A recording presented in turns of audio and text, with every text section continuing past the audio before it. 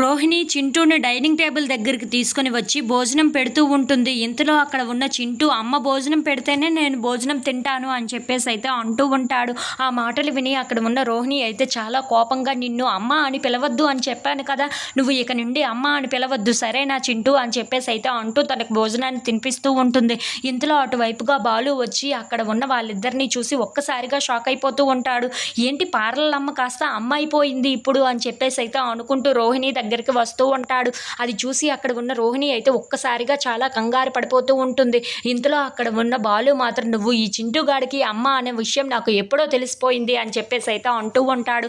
ఆ మాటలు విని అక్కడ ఉన్న రోహిణి అయితే ఒక్కసారిగా షాక్ అయిపోయి బాలు వైపు అలా చూస్తూ ఉండిపోతుంది. ఇంతలో అక్కడ ఉన్న బాలు మాత్రం అవును, ఆ మనోజ్ గాడినేమో మోసం చేసి పెళ్లి చేసుకున్నావు, మా అమ్మకేమో మలేషియా పేరు చెప్పి మా అమ్మని కూడా మోసం చేస్తున్నావు కదా నువ్వు, ఈ చింటూగాడి కొడుకు నీ కొడుకే కదా వీడు అసలైన కొడుకు, ఇప్పుడు కదా అసలైన విషయం అంటే ఏంటో తెలిసిపోయింది, అందరూ ఇంటికి రాని అప్పుడు నీ సంగతి ఏంటో తేల్చేద్దామని చెప్పేసి అయితే అంటూ ఉంటాడు.